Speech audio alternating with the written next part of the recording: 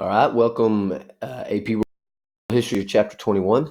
We're going across the ocean here and talk about the Americas and Oceania for a chapter. Maybe this will switch. It's not going to. Sorry. Okay. All right. States and empires in Mesoamerica and North America. You need to know the term Mesoamerica because it means Middle America or Central America. So when we're talking about Mesoamerica, we're talking about Mexico and Guatemala and Honduras and places like that today. Remember that these societies are cut off from the rest of the world, so they don't have the cultural crossroads that you get from Africa, Asia, and Europe mixing together. The very brief Viking presence really doesn't do much as far as bringing in culture from outside. Mesoamerica was in a period of war and conquest, basically from the 8th century going forward. All right, a group you should probably know is called the Toltecs, and they basically ruled over these regional states in the central Mexican Valley. They were the religious and cultural influence of the earlier collapsed Teotihuacan civilization that had a very high population, had the pyramid of the sun and the moon, some pretty cool artifacts that they left over. Intense warfare in this time period. And the Toltecs themselves have migrated from northwest Mexico and ended up settling at Tula, which is near modern day Mexico City. And the high point of the Toltec civilization was from 950 to 1150. So about a 200-year period here. It had an urban population of 60,000 people and another 60,000 people in the surrounding areas, growing food and stuff like that. The Toltecs were good at subjugating the people surrounding them, but they're going to fall apart from the inside. Internal strife, and you did have nomadic incursions that kind of chipped away at them, but they were already weak because they were rotten from the inside there, basically. Now, our next group's a little bit more important. They're the Mexica, or as they will become, the Aztecs. They were one of several groups of migrants in the mid-13th century who had a tradition of kidnapping women and seizing cultivated lands. They weren't very nice. They were good at taking other people's stuff. And they settled around 1345 in a place that they call Tenochtitlan, which later becomes Mexico City. It's this lake, and they build a city. They create land by taking soil off the bottom of the lake. It's a really, really cool place. The Spanish were properly impressed when they saw it for the first time. So know the Mexica and what they mean. And chinapas, make sure you know them. These are floating gardens. This is a way that they grew crops out there in the lake. And we'll show some pictures of those in class. They're really neat. Now, the Mexico developed this tributary empire by the 15th century. So by the 1400s, they have people who are providing them with goods so that they don't destroy them. The Aztecs are very hardened warriors. You have some names like Itzcoatl and Montezuma, but they would end up joining with the Texcoco and Tlacopans to create what you know as the Aztec Empire. Here we get a serviceable map. Over here will be the Mayans on the Yucatan Peninsula here. And here, more in central Mexico, in the valley here, we will see the Aztecs. They had a hierarchical social structure, a very high stature for soldiers. Remember, they're a warrior society. And these soldiers were mainly drawn from the aristocratic classes. Land grants and food privileges to these people. They could dress a certain way. They could eat certain foods that other groups couldn't eat. So they had privileges. Mexican women were, they sort of like Spartan women. They were celebrated for giving birth to these hardy warriors. But this is a patriarchal world, and they're not going to be given public status. But yet, you go, girl. You give us some warriors, and that was kind of their lot in life. As for priests, they were masters of complex agricultural and ritual calendars. That's their job, to read the calendars, read omens. They're advising rulers. On occasion, would even become rulers themselves. Cultivators and slaves are at the bottom. Cultivators, remember that word. It's a farmer. They're cultivating, they're growing something. They existed in communal groups called Kapuli, and originally they were kin-based, so sort of what we saw in some sub-Saharan African communities. Management of communal lands owned by the kin or the group, the clan, but they had a work obligation on aristocratic lands, so very similar to like serfs. The slave class existed with debtors, people who owed money would become slaves, and children were sometimes sold into slavery for payment of debt, which would suck. Mexico religion was influenced by indigenous traditions from the Olmec period. We didn't really talk about the Olmecs, but the Olmec were basically the mother group for all Central American peoples. They were the influencers. The ritual ball game that's very famous for that time period comes from the Olmec. The Olmecs had a calendar. The Mexica adopted. Their calendar won't be as intense as the Mayan calendar will be, but it is divided up into two calendars. They got the solar calendar that's pretty accurate at 365 days, but they also have a ritual calendar of 260 days. They're kind of like their religious festivals and holidays and things. Now, you don't have to remember the Mexica gods, except probably the middle one here, Quetzalcoatl, the feathered serpent. And, Quetzalcoatl was over arts, craft, and agriculture being very important. One reason you might remember Quetzalcoatl is the emphasis put on him when Cortez comes with the Spanish and comes over and takes out the Aztecs. They initially thought that he might be Quetzalcoatl, returned from the east. So you will see Quetzalcoatl's name quite possibly on your AP exam. So definitely know it. Ritual bloodletting was a very big part of the Aztec society. They have this very large emphasis on human sacrifice, much more so than the cultures that came before them, the predecessors. Sacrificial victims had the tips of their fingers torn off before their death. Ritual wounds that they had. You're going to see, the ripping of the heart out of the chest, that kind of stuff. And the victims tended to be Mexican criminals or captured enemy soldiers, although there were times when volunteers were asked for, tributes were asked for. There were personal rituals such as piercing of the penis and earlobes. And here is a picture of Aztec human sacrifice. It's not going to make people real big fans of the Aztecs. Now, shifting gears just a little bit, we're going to talk about the native peoples in what is modern-day America. You had the Pueblo and Navajo societies out in the American Southwest. 80% of their diet came from the farming of maize, basically like corn-type product.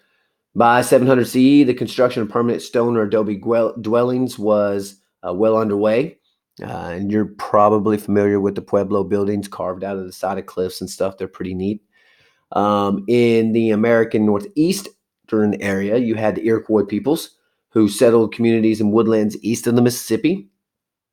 And then you had the mound building peoples of kind of Central America, north of us. Ceremonial platforms, homes, burial grounds, with Cahokia being the largest, this large mound near East St. Louis. And Cahokia had a very large population of people there. And we'll look at some of this stuff in more detail in class.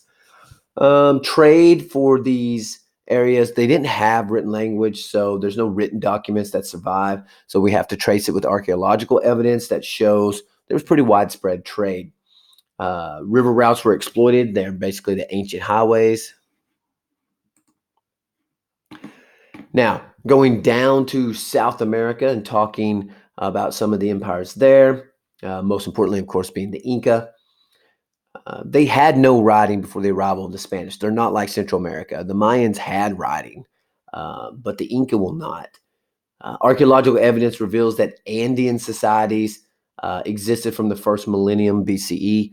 Andean means these Indian societies, these native societies that grew up in the Andes Mountains, which stretch along the coast, the western coast of South America. The development of cities first begins in the years 1000 to 1500 CE. So what you probably notice here is that the Neolithic Revolution or the civilization is taking place much later on this side of the world than it did on the other side of the world, with the belief being, of course, that human life originated quite possibly in Africa and some areas around it and spread out. And so these native groups in the Americas would have been nomadic for much longer and just took them longer to get to civilization. Let's see. So before the Inca, you had the Chavin and Mochi societies. Yeah, I don't think you have to know them in great detail, but I think you need to recognize those names for multiple choice questions on the AP exam as places that belong to South America, who were predecessors to the Inca. They developed autonomous regional states in Andean South America. Autonomous just mean that they control themselves. You had the Kingdom of Chuquito on Lake Titicaca, which is the border of Peru and Bolivia. And they grew potatoes. They herded llamas and alpacas, which were the only beast of burdens really on this side of the world. You got the Kingdom of Chimu on the Peruvian coast. Again, maybe not the expectations. You'll have to remember all that stuff for the AP exam. Although the more you know, the better off you'll be, of course. All right, so getting to the Inca spread out from the Valley of Cuzco. So if you've seen Emperor's New Groove, you'll see the emphasis of Cuzco.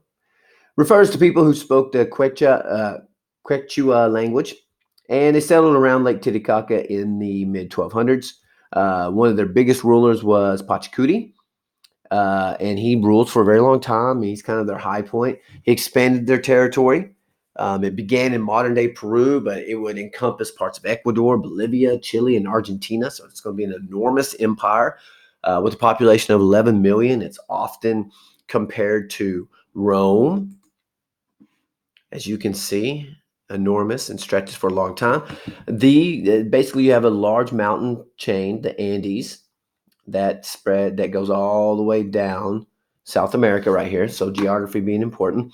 And these people are living above 8,000 feet in elevation. So it's a special kind of living. But they draw comparisons to the Romans because of their amazing engineering. They have, if you've seen Machu Picchu, they're putting these stones together that are perfectly cut, and they're not using mortar. The rocks are just perfectly cut. And they have these great road systems, again similar to the Romans. Now the Incas ruled by holding hostages. That was one of the ways that they did it, basically political manipulation. They would colonize areas that did not originally belong to them. They didn't have a writing system. They used something that seems to find its way on the AP exam called quipu, and it's really just a system of cords and knots, and it really helps them in keeping track of trade is probably its biggest aspect. Cusco was the capital city of the Incan Empire. Many of the residents there were the high nobility and priests and these hostages that they would have. So sort of the regular people didn't live there. They had gold facades on buildings. The Inca had large quantities of gold and especially silver. The Spanish are going to take that when they get here, those Spanish conquistadors. Again, massive road building system. They had two north and south roads, basically meaning that, it's like a two-lane traffic that were approximately 10,000 miles. So pretty impressive. Mountain route and a coastal route. So there's the route through the mountains, and then there's the coastal route on the far west of the empire. These were paved, not like today's paved, but paved, shaded, and wide roads. They're good. You can travel quickly on it. They had a postal system. Remember, they don't have horses, so you have runners. You have these men who will run with mail, with goods, and they will pass them off to another man so many miles down the road who will run fast for so many miles and pass it on to the next man, like the Pony Express without the pony.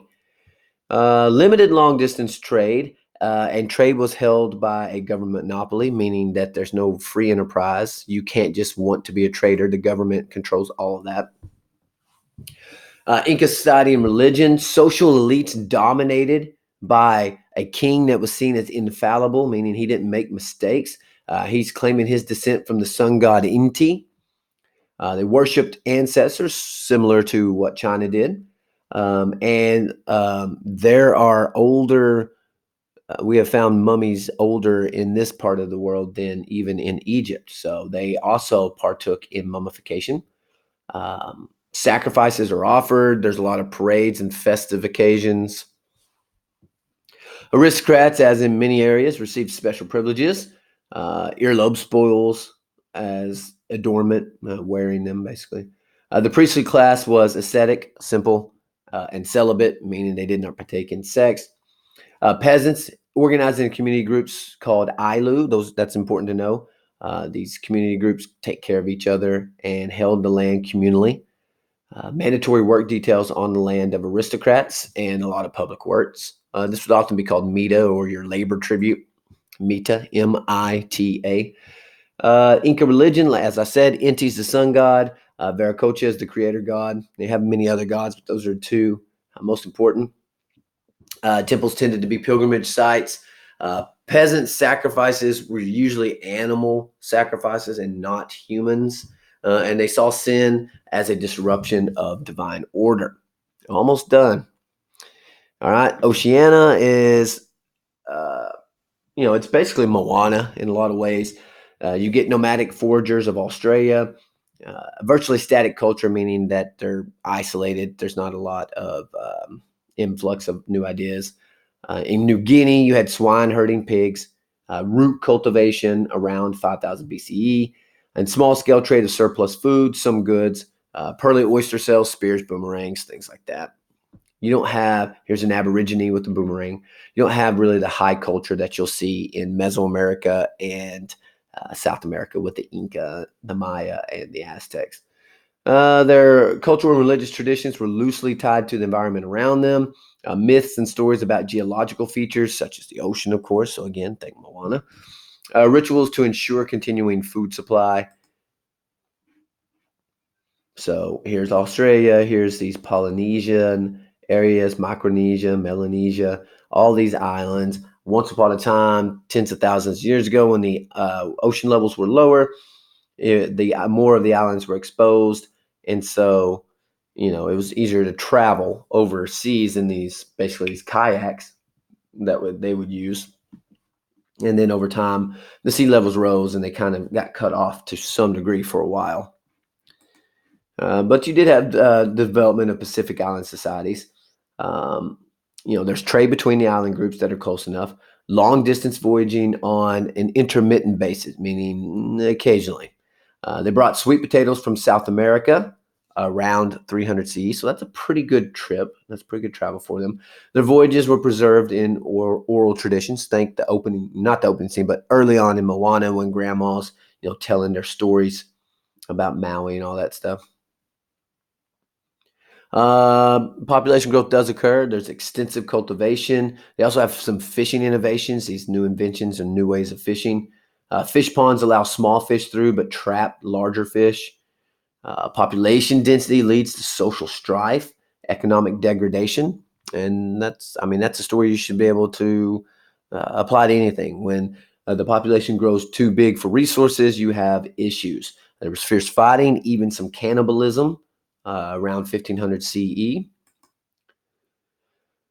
Development of social classes. Complexity of population led to articulation of distinct classes. There were high chiefs, lesser chiefs, then there's just your commoners. You had artisans who are basically skilled workers, and you had peasants. Small multi-island empires would form, yet controlled land allocation, labor, and military conscription. And your last slide, Polynesian religions. Priests were seen as intermediaries to the divine, basically kind of like the Catholic Church. They are speaking on your behalf to the gods. There were gods of war and agriculture being the most prominent. And the ceremonial precinct or the temple.